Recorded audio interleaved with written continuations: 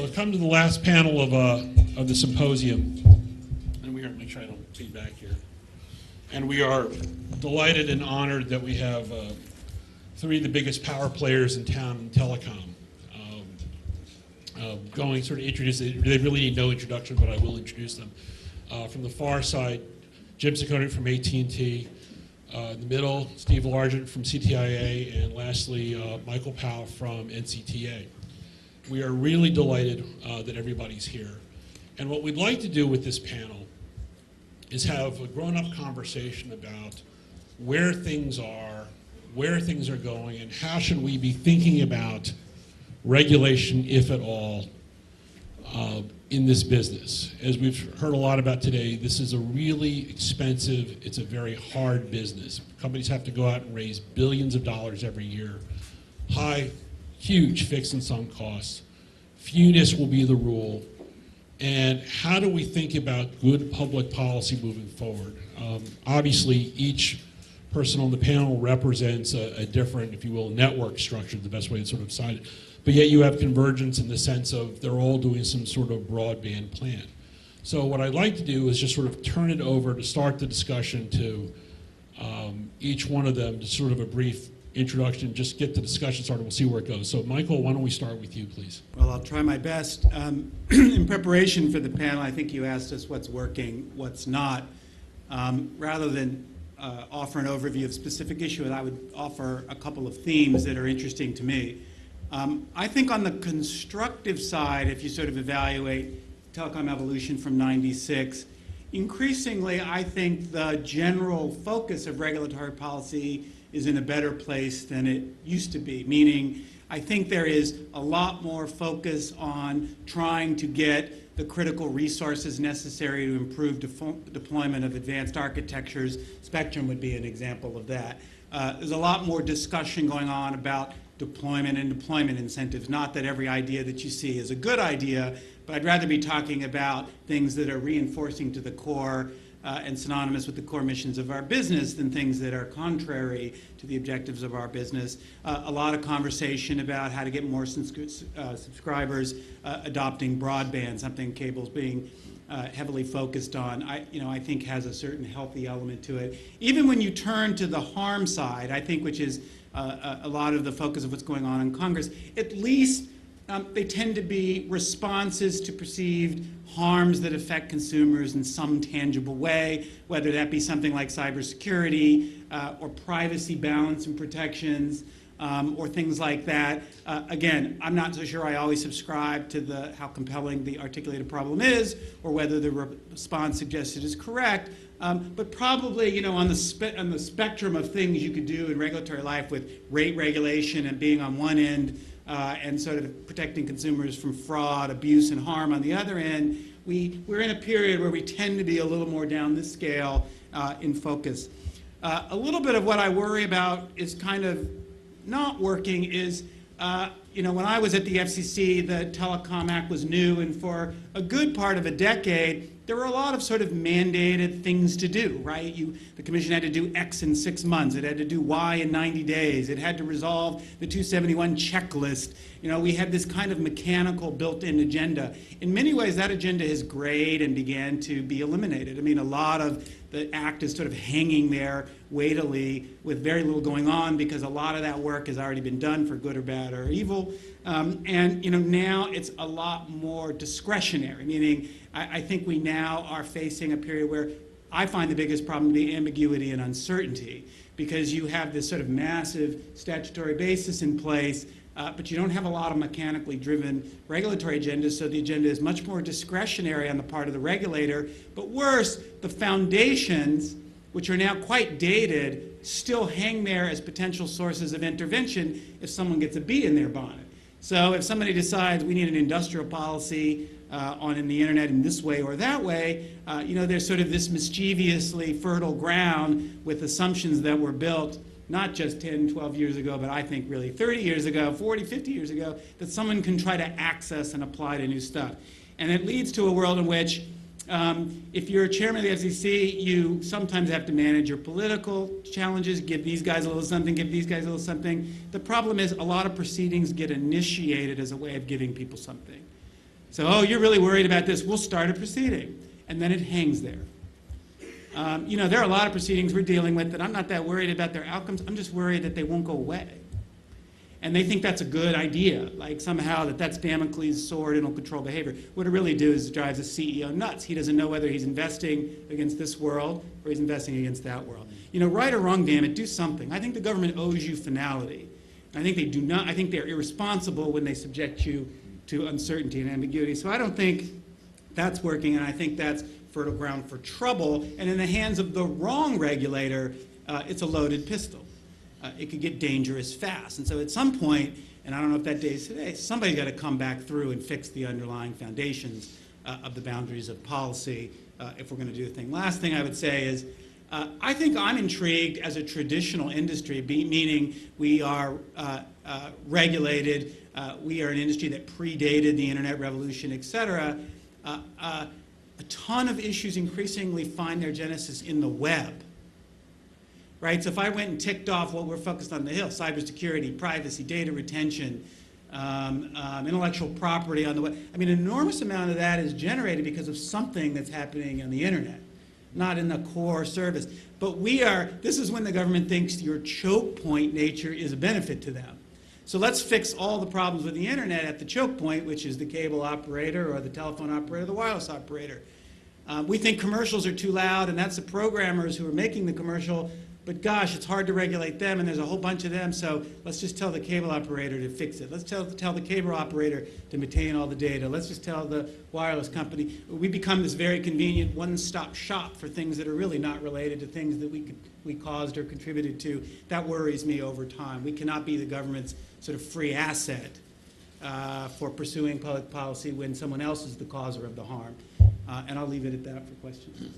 Steve? Well, you don't know how much I want to believe that when Michael says that he thinks the regulatory structure is less invasive or less pervasive today than ever before. I feel like that we're always fighting regulation at the FCC or in Congress, and this year is no different. From bill shock to other things that we've had to deal with in Congress. Now, on the other hand, in a tip of the hat to what Michael was saying, we've seen some very positive behavior at the FCC in moving towards getting more spectrum for the industry, and that's something that I'll talk about a lot today because that's a real focal point for this industry and for our trade association, is to try to unleash more spectrum for this industry.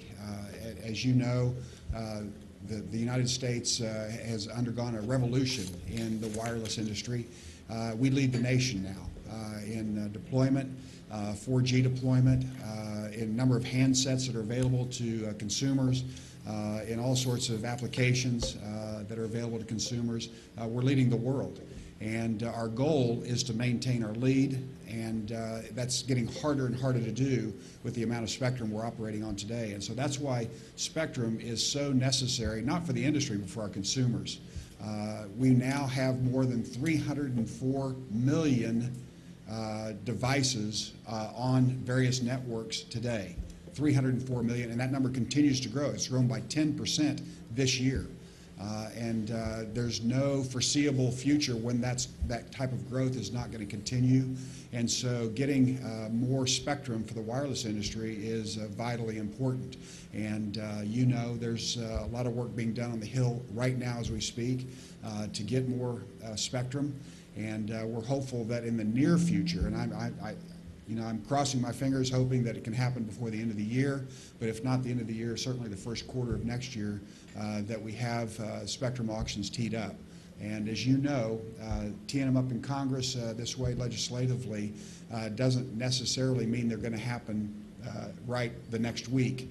So we need to get them teed up as quickly as possible and get them consummated and deployed. And that's really a real focus area of the wireless industry. And I'll quit with that and look forward to your questions.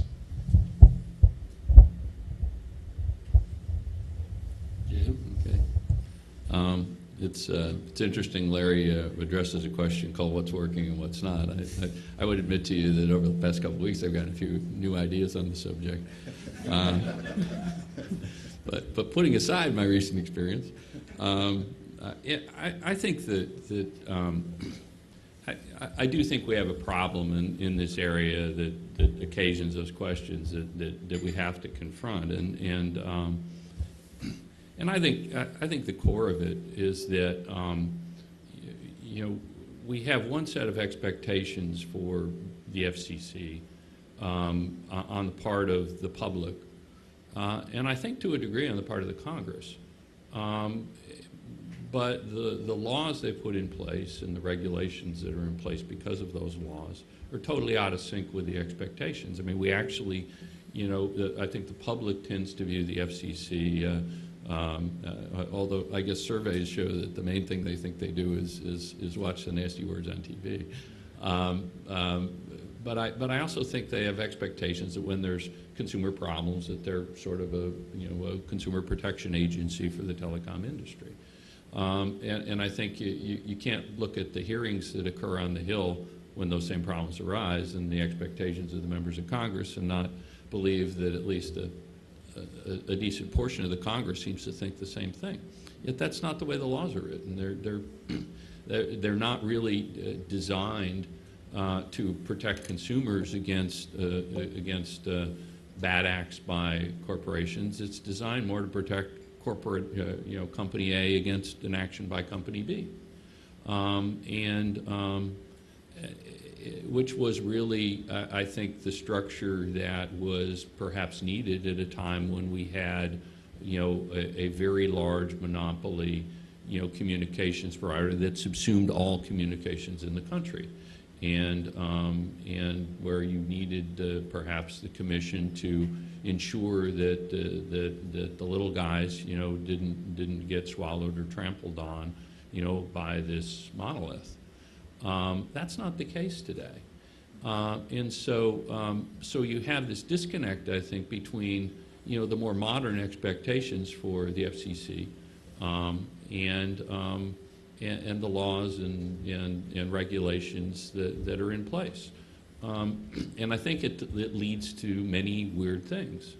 I think it leads the FCC often into trying to expand its authority just to meet those expectations. I mean, put aside the natural bureaucratic impulse in any organization to expand its authority. I'm not picking on the FCC there. It's just a very natural institutional impulse. But when you layer on the expectations, I mean, these hearings I'm talking about, the commission actually gets called up to explain why the heck you aren't doing something about this particular subject. And 9 times out of 10 in recent years, the answer has been, well, the laws really don't give us clear authority to do anything like you're talking about. And so I think it leads them into some adventurism in terms of interpreting their own underlying statutes. And then I think we have, those natural impulses to do that are there as well.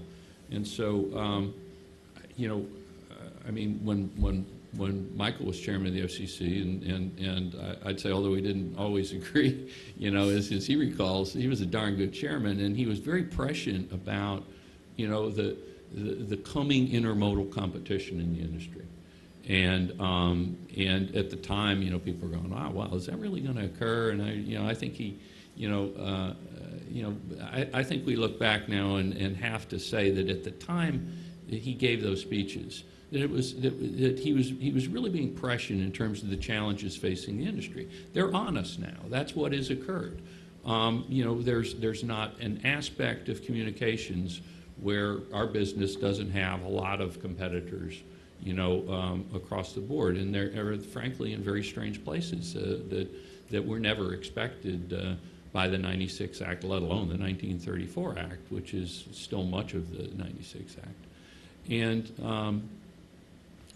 so we've had all these things occur. We've had this mushing together of these technologies, yet we treat them very differently, and it inhibits. By providing by having this lack of certainty, it inhibits investment. I think it inhibits innovation because there's this uncertainty in terms of how different technologies are treated, what bucket they fall into. If you think about the whole net neutrality debate, it really didn't start as a debate about Title II. Title II was actually injected, by the FCC as a potential means of dealing with the expectations being put on it by that debate, because there were questions of their authority. There's still questions of their authority that are being litigated right now. But if you think about it, what was so troubling to everyone in the industry was an attempt to apply legacy wireline regulations that were really designed for the Bell system and the Bell system situation to very modern technologies that were never envisioned by the drafters of those laws. And so I think one of the things we've got to get right, we've got to confront, is that the status quo really is not acceptable. That we really need to take a fresh look, at the telecom laws, at the problems of today, as the Congress would define them, and then put in play, and then figure out what the role of government, what the role of the FCC is in dealing with those problems. Because right now, the structure we have is designed to deal with the problems of 1934 and 1996, not the problems of the 21st century. And we're going to continue to have disconnects. We're going to continue to have disputes going to courts, going to the Congress over the authority and mission of the FCC until I think the Congress provides a more clarity in terms of what they want and expect. Well, building on those excellent comments, as we all know, we've all recited the preamble of the Act a million times. The Act is supposed to be, pro-competitive and deregulatory. Nice, okay? And the Act, if you look at it, contains basically three mechanisms to get you there. The first one is forbearance, speaking very broadly, forbearance. The second one is a preemption bucket, and the third one is what I would call a sunset bucket. And what we've noticed, looking at what the FCC's done over the last umpty-ump years, is that you've sort of rendered those things very moot. By way of examples, last year's Phoenix forbearance order now makes TELRIC above cost, and now nobody's going to file a forbearance petition because you have to price at short-run marginal cost. You're not going to get it to get rid of unbundling rules. By way of preemption, 332 says, the state shall not regulate rates, terms, and conditions. Great. But what about all the fights like, well, we want you to do the font size? We're still arguing over that. One of my favorite things I mentioned, and for Michael's business, cable set-top boxes. The law says fully competitive. Well, define for me fully competitive. So are there ways where we can at least start the process by, I realize that the president's issued 2 executive orders talking about we should get rid of, rules that have outlived their usefulness. But are there ways where we can start moving that process forward? I give an example of the Cable Act, 92 Cable Act has a standard of effective competition of essentially 1.5 firms to get rid of price regulation. Why aren't we looking at that in terms of special acts? Taking what the tools Congress has given us to try and move to truly getting rid of regulations that have serious economic impact. Michael, why don't you start with that? Well, at one level, the question's easy. Of course they should. And, for the cable industry, that there's not generalized forbearance authority. I might have lost the microphone. For Title VI, you could start by trying to create more clearly resharpened tools around the current market environment. I mean, my frustration with there's a lot of oratory and excitement about some of those things that are put in the 96 Acts, but they're filled with traps. Only if A, B, and C. A lot of things that take away also give back on in another part of the provision, or you can only do this because essentially the 96 Acts is a really messy compromise between those who were not ready to see the ghost of the MFJ completely erased and those who wanted to see it erased quickly. And the way they made a deal was, well, we can get rid of some things over time under certain conditions over this. And so they get messy fast. I'd like to see them used more expansively. But part of my instinct is this, which is even if you had a very aggressive and bold commission who exercised these tools much more aggressively than most, you probably wouldn't completely resolve our frustration. Because at the end of the day, the way I think about it is the 96 Act is still built on the models of the 34 Act. And there are essentially two core models that drive the entire statutory regime. One is the public interest model, which came out of broadcasting, right? With the notion that all of us in some way or the other is a public trustee, that is, we have some heightened in parentis fiduciary duty to some governmentally defined public objective, right? That is not the way the vast majority of the economy is regulated, even very critical industries. But yet that model, which grew up out of broadcast and spectrum, I think is under major assault. I think that one of the biggest moments is about to happen if the bill that Steve and I know Jim care a lot about goes through, because it'll be the first time the government says in an unequivocal way there's a higher and better use of spectrum than broadcasting. Never said that. I mean, to say it in an open and notorious way. If you're a student of the statute, you know there's a massive amount of built-in assumptions that broadcasting is the highest and best use of the American's public asset. And if that's not true anymore, there's a whole lot of public interest-oriented stuff that I would argue doesn't have a compelling foundation anymore, but still is on the book. I mean, the other big model that informs the statute is the common carrier regulated monopoly model. So all the carrier provisions come out of the notion of the Kingsbury Compact with AT&T, that somehow there's this state-sanctioned monopoly who's been given a grant, essentially, by the government to maintain, monopoly with an exchange for universal service and serving all the citizens of the realm under a certain set of conditions. But if you sue for divorce and you sort of break that deal, right, you're not guaranteed exclusivity anymore. You're not guaranteed monopoly power anymore. You have to compete. But you can't then leave all the residual obligations that were premised on you having all these granted benefits in the beginning. So I think those tools are great. I'm all for using them. I don't know what more to say of them. But at the end of the day, what's really wrong is the underlying models come out of these two spaces, and they're all under great attack, and I don't think are viable anymore. You know, what I'm about to say, I can remember saying back in 1994 when I ran for Congress in Oklahoma, and told my constituents that one of the things the government has to do is first, before you regulate, before you legislate, is do no harm. Follow the Hippocratic Oath. Do no harm.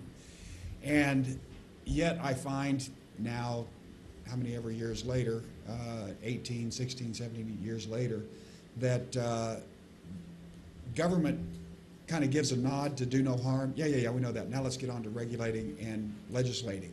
And that's it. It's just thrown to the side. It's still true today. Government has to abide by the Hippocratic Oath that says, do no harm.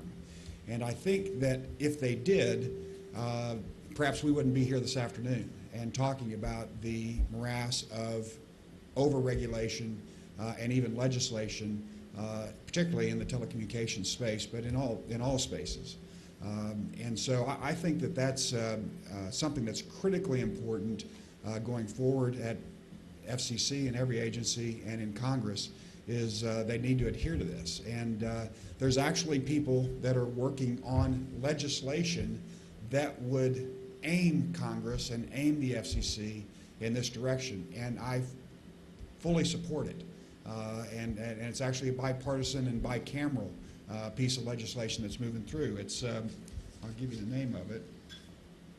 The name will probably change before, well, I'll get to it later in my comments, but it really is the way to go and what needs to happen. And I'll leave it at that, Jim. Going to your question, Larry, I mean, I don't think it's realistic to expect a regulatory agency to reform itself from the inside. There's all sorts of admonitions about deregulation, and in the '96 Act, it was very clearly the impulse that the Congress was sending, and I think this is very hard for institutions to do. Even in Republican administrations, where I think there's a clear philosophical, sympathy with that objective, it's been very hard. And I think the reason for that is that institutions by their nature tend to act in their own preservation, and we have a building full of people whose job is to regulate, and it's, I think, asking a lot to ask them to look at not doing that and to remove their own authority to do it. And I think that's a job for the Congress. I think that's really what Congress has to do, and not just give admonitions, but actually, change statutes. And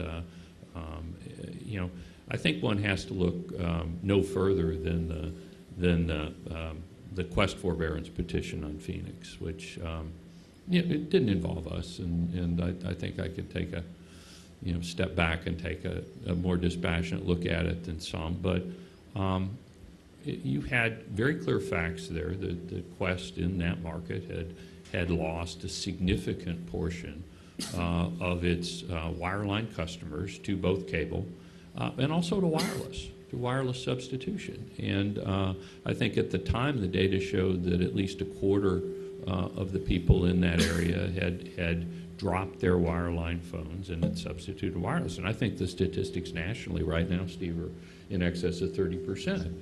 And yet the commission refused to acknowledge that wireless was effectively a substitute for wireline. This is the intermodal competition Michael was predicting that has come true. It's actually there. We all know.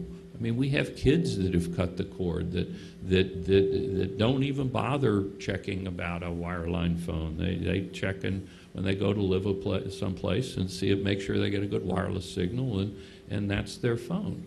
And yet the commission's actions, seem oblivious to this. They seem invested, and you can't read that order and not feel that they're invested in a preservation of their authority in this area by denying the existence of wireless as an effective substitute for wireline. Because if you do that, if you acknowledge that, then you must deregulate, okay? And they didn't want to deregulate, so they didn't acknowledge it, and they still don't.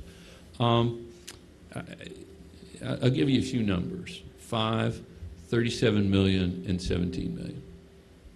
5 is the number of years ago we closed the merger with Bell South. At that time, the combined company had 37 million landlines. Today, my rough estimate is we probably got about 17 million. Okay? Those people aren't not communicating. They're using wireless phones, or they're using, cable telephony or something of that nature. There is effective substitution going on. Okay. Yet, and this isn't just a federal problem; it's also a state problem. But we still regulate at both levels as if that is not occurring. In many states, we are required by law to provide carrier of last resort services, which means we have to provide a wired phone connection to every household in that, in our territory in that state, which is much of the state in many of these areas. Okay, whether anyone uses it or not, and maintain it in perpetuity. And we spend billions maintaining every year, just maintaining that copper infrastructure. Now think about this in terms of the priorities we all think we should be spending money on, which is innovation, infrastructure, building out LTE, things of this nature.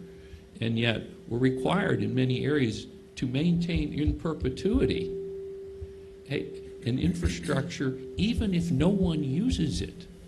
Okay? So I'd go back to my original point. We've got to take a fresh look at these laws, at these statutes, and also what is the proper role of government today in the absence of a Bell monopoly and in the presence of clear intermodal competition, in this area, and then get it right. I'm not saying there's no role for government in this area. I actually would readily acknowledge there probably is, okay, and will be. But we need to clarify what it is, because the legacy regulations and the legacy mindset are frankly getting in the way of investment, innovation, and job creation. Michael? I'd quickly just add a point to Jim's comment. We talk a lot about intermodal competition from the perspective of kind of substitutable infrastructures, but I think the real genius of what I think does not get a full airing is That's in part possible because the radically new model of how a network works. I mean, the fact that when you go to a data-centric broadband network with layers, you can now separate applications from infrastructure is a huge, big idea that doesn't get enough focus. In the old days that underlie these models we talk about, the correct assumption was every particular infrastructure was irreversibly integrated with an application. Twisted copper wire provided one-way voice. Coaxial cable was a network optimized for video distribution, airwaves for broadcast and later wireless telephony. But we don't live in that world anymore. We live in a world in which the application layer can offer competitive choice too. And that's an area, talk about stumbling over intermodal. The stumbling over how to account for what can be done on the application layer and provide real value to consumers is badly appreciated. My 17-year-old communicates with his friends in Facebook. Okay, plain and simple. I don't know what you want to call that. It's not a telephone service. It's not a cable service, but I'll tell you what, it's a communication vehicle. It's completely a software. It lives in the cloud. Because he does that, he does not call people. Because he does that, he does not use the home telephone system. There are a lot of behaviors that change because of what can be done on that layer. It also means there's a massive number of companies who are now in the communication space.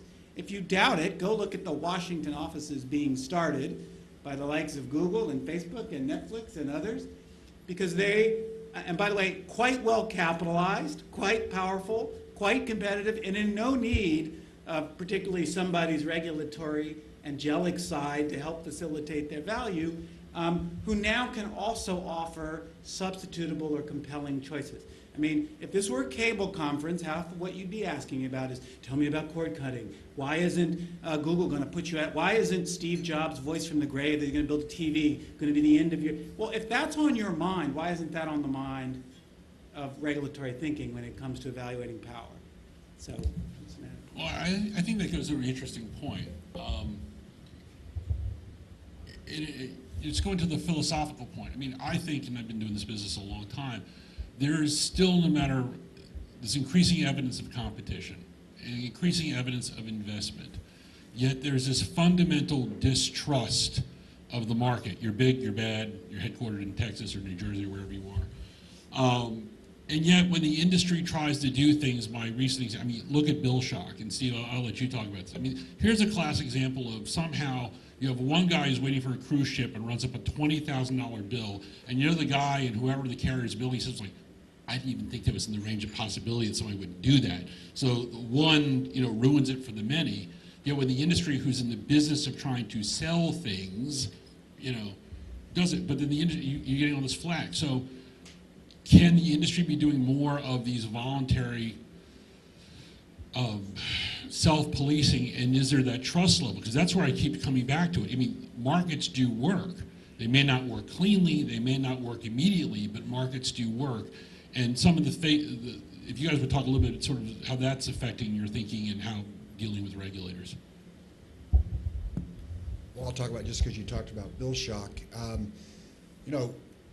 Our industry was fearful that they were going to regulate on bill shock. And the fear is not that they're going to make you do something that you don't want to do. It's the fear is that they're going to make you do something that you can never change, that it becomes immalleable, that it just never goes away. And this is an industry that is constantly changing, constantly innovating, constantly coming up with new products and services and tools and equipment. And to freeze it into place with something like a bill shock regulation would not have been good for consumers, number one. It wouldn't be good for our industry, number two. So we actually, and I give all the credit in the world to Chairman Janikowski and the FCC. They worked with us. They were willing to work with us as an industry to come up with a way to inform consumers about their approaching limits or whatever the information was they needed. They're going to get that information now, and yet do it in a way that is malleable, that is that we can conform to whatever the current status of operating procedures are in the future. But we're not locked into place, which was so important for this industry. So my hat's off to the FCC, but the fact was that they took us right to the brink. There was that threat, there was the knife at the throat to get this done, and we were really fearful that they were going to regulate in this space. And I think it would have been, I know it would have been bad for consumers, it would have been harmful for the industry as a whole, and we were able to avoid that. But the threat is there nonetheless, and I still say that, you know, to put that kind of threat on the private sector that's creating jobs, that's improving the economy, that's doing all the things that we want them to do in the current state, but forever really, is not helpful. And so, you know, they at the end of the day, the right thing was happened, but it was hard to get there. Did you have something? Well, yeah, I just wanted to add one point, which is I think, you know, to build on what Steve and Michael both said, and that is that of course, you know, I think industry can do these things, and I think on Bill Schock, I think we're clearly showing that, and on a range of things we're showing that. I think Michael's industry has demonstrated it amply in areas and issues that have come up impacting the cable industry and video. And I think we've demonstrated it, you know, amply as well. Frankly, I think this could have been, you know, a very acceptable and probably a much more efficient answer to the concerns around net neutrality. I was never honestly dismissive of the concerns. You know, I mean, in my mind, these were things we were never going to do anyway, because our motivations as a business are entirely at odds with you know, with that. So you know, it would not have been a hard thing for us to concede, you know, industry self-regulation in this area and a tough set of standards that I think we all would have been willing to abide by. I still think that is possible. But I think that the government is very slow, and the FCC particularly so. Although I would credit this chairman for his receptivity in a number of occasions recently. But institutionally, I think it's just resistant to the notion that industry can police itself. But I think it can. I think it's demonstrated that. And I think it's particularly true where the industry's motivations are to do so. And it isn't just to avoid regulation, but companies are motivated to maintain their customers. One of the most amazing statistics I've actually read recently, if you're a polling junkie like I am, is that a majority of Americans today at some point in their life will change their religion, which just stuns me. And if you think about that, if people are so willing to change their religion, why the heck won't they be willing to change their cell phone carrier?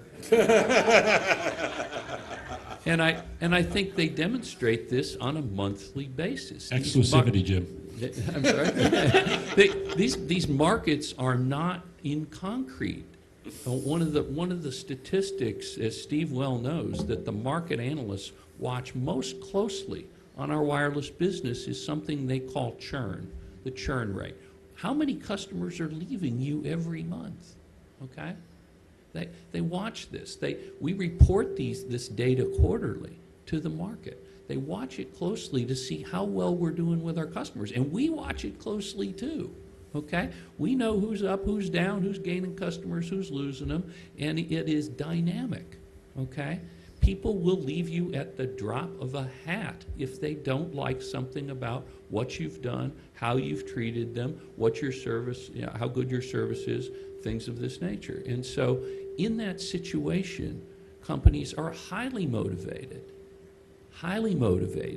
to keep those customers happy and to address the concerns they have, lest they lose those customers. And so I think when the self-interest of companies aligns so well with a consumer interest, I think industry self-regulation is very possible and frankly preferable. Well, Michael, did you have anything else? Well, I just say one thing. I think, look, I remain unflinching in my belief that markets still work unquestionably better than the alternative. which is sort of some more centrally directed industrial result, which I just really am not ever confident, nor do I believe I've ever observed in the history of the world someone who did this successfully for any amount of time. So it's messy, and I'm not saying it's perfect, but I sure think it's better than any alternative thesis. Markets work most of the time, but it would strain credibility to say they work all the time. They don't sometimes. And I'm more than willing to have conversations when they fail. My frustration is not that high-level principle, it's that the rigor that goes into that when that question arises. I mean, net neutrality, you know, Jim's right, because I was involved, you were involved, there was a deal sitting there the whole time. I mean, this is, the industries were not diametrically opposed to this. They were not diametrically opposed to trying to ensure that this would not occur, or certainly the worst versions of what's described. There was a preference to do it in the law. Why? To demonstrate, you know, the adversarial nature of that relationship. That was a preferential choice made by advocates in the government. But what bothers me is, don't there have to be standards of demonstrable harm, or at least a theory that really demonstrates persuasively that the harm speculated about is more probable than not to occur? That's where I find the shocking amount of facile analysis is almost embarrassing. Because let me tell you one thing I learned at law school: lawyers can make up anything. I can sit here and come up with all kinds of speculative scenarios about how my life will be ruined irreparably by any company you want to pick. We could do this as a thought exercise.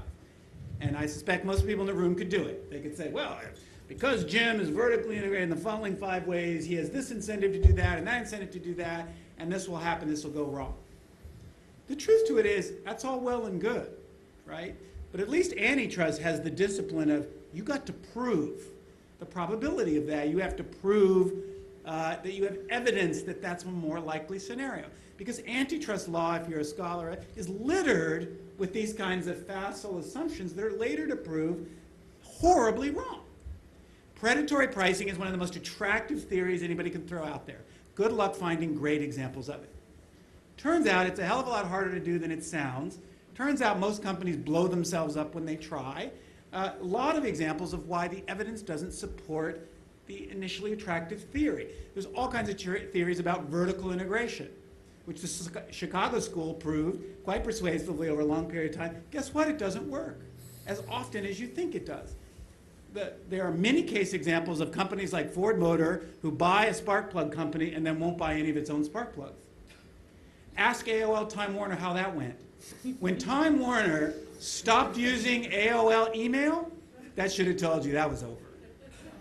Because when you work in a firm, which some of us have, there's often worse rivalry internally. Because the one division thinks you owe them a special deal, the other division you owe them more revenue than the outside guys.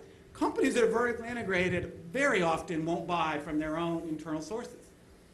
But when you're in Washington, in the land of the bubble and speculation, it's very appealing to come to the commission and say, well, cable, they own programming too, and this, so they're going to do this, then they're going to do that. And then you say, where's the proof of that? Net neutrality is stunning to me from one perspective: is no one ever produced anything that comes close to evidence of demonstrable harm or anything close to a theory of why that result was more probable than the one Jim offers as a counterexample. And we can't have a government that's not held to that kind of rigor in their analysis. By the way, I want to thank Michael for saving me having to comment on our merger.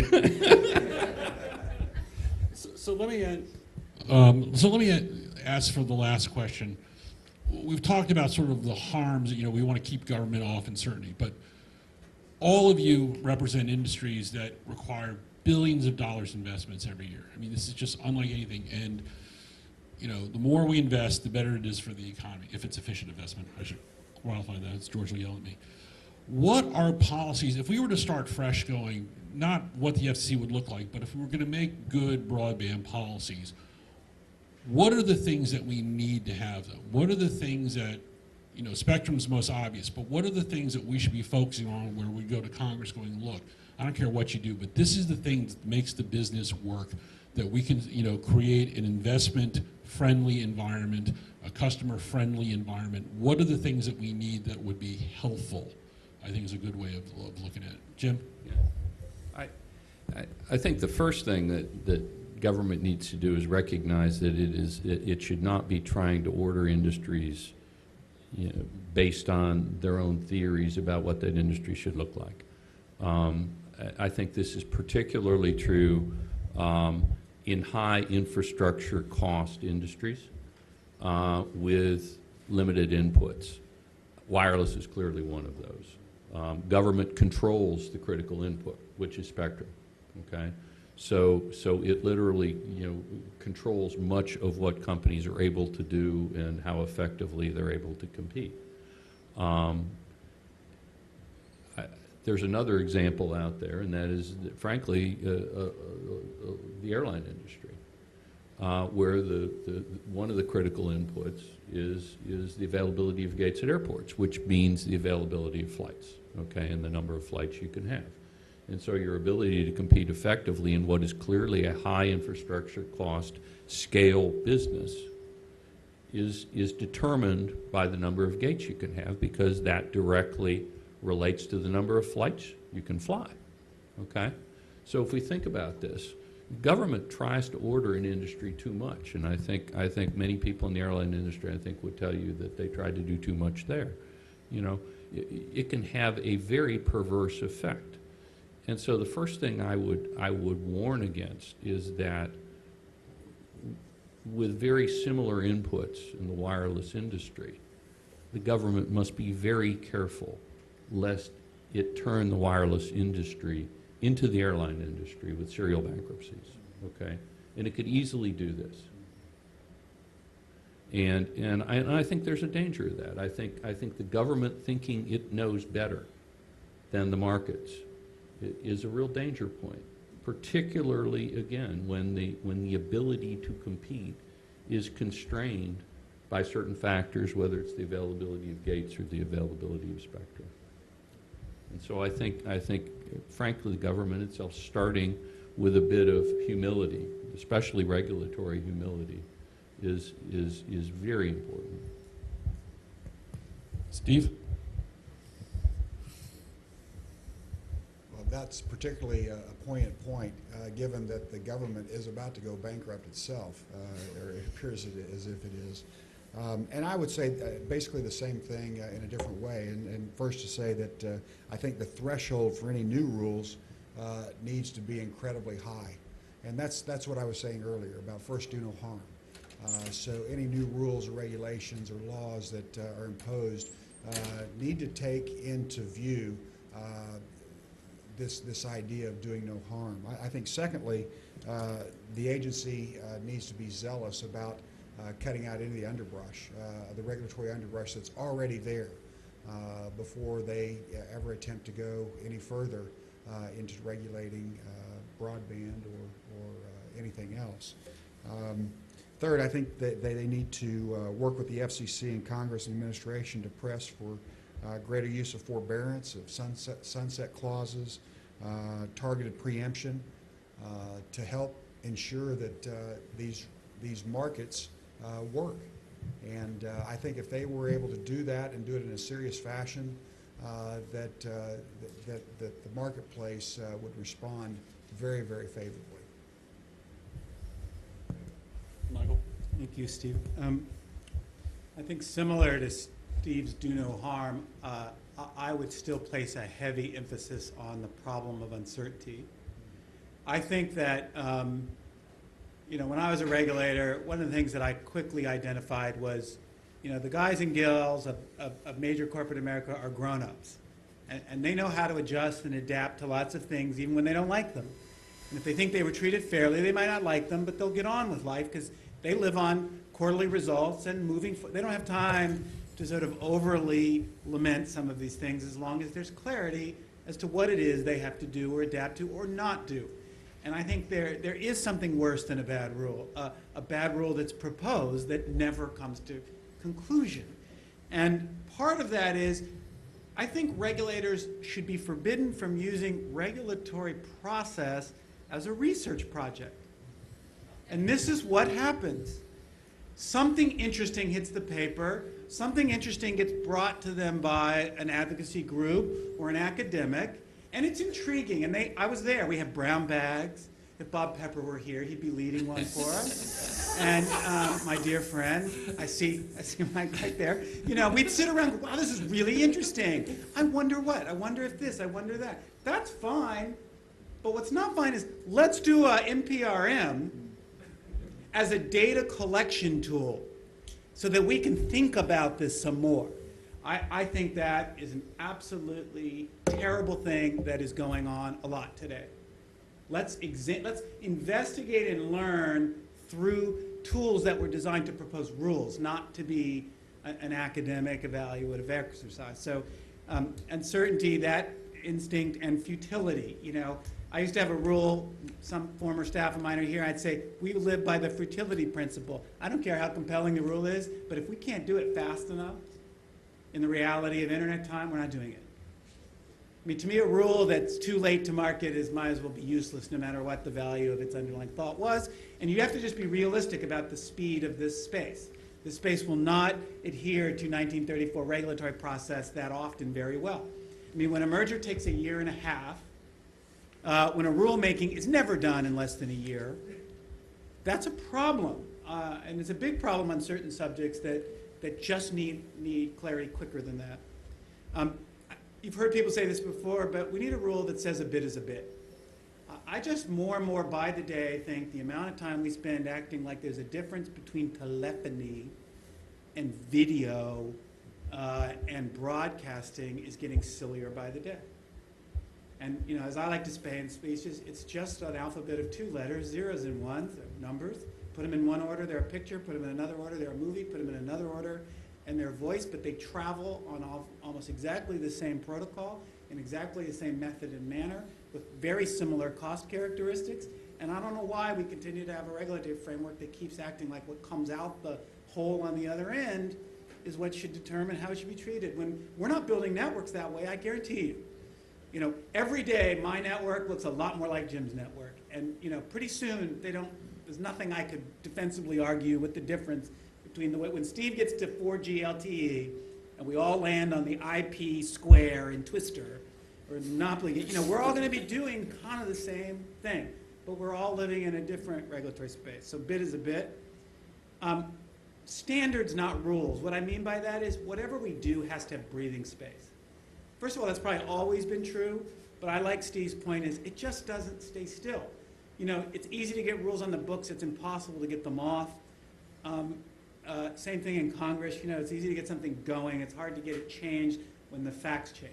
But we live in a world where the facts change like I've never seen in world history. So what do you got to have a regulatory model that recognizes that fact. I think the final two things I would say is there's just some still hard jurisdictional questions to answer about the nature of the network. I mean, when I was a commissioner, I had a lot of really brilliant colleagues in the states. And if you're a governor, you have a lot of state interest. But the internet is not going to be divided by jurisdictional lines, no matter how hard you try. And at some point, that's just the reality. I'm sorry that's the nature of the network, but it is the nature of the network. I think bits travel all kinds of strange ways, and sometimes artificially trying to impose federalism on it, or artfully trying to impose LADAs on it, or artfully trying to propose some regulatory model of how his network should be organized is a bad idea. Because we're interfering with the efficiency of the network itself. And finally, you know, to be provocative, kill the common carriage model once and for all. It is not defensible anymore under any circumstances. It is a model that is not a regulatory model, it's a deal. You know, when the Queen of England says, I'm going to grant a ferry carrier exclusive use to cross the Thames, in exchange for that deal, you will carry all citizens of the realm on a non-discriminatory equal basis, and that's the deal. Common carriage is a deal, but if you're not going to grant the exclusivity part, and we shouldn't, and you're not going to grant the ability to make monopoly rents, and you shouldn't, and you're not going to try to use the monopoly to slosh money from one social objective to another, which you shouldn't, then you shouldn't be allowed to regulate it against a model that presumes those things. And doesn't mean we shouldn't be regulated, but we should not be regulated under that model anymore, period, no ifs, ands, and buts about it. That was excellent. Well, I want to thank the esteemed panel very much. I know all three of you are exceptionally busy, and we really appreciate for this absolutely phenomenal panel.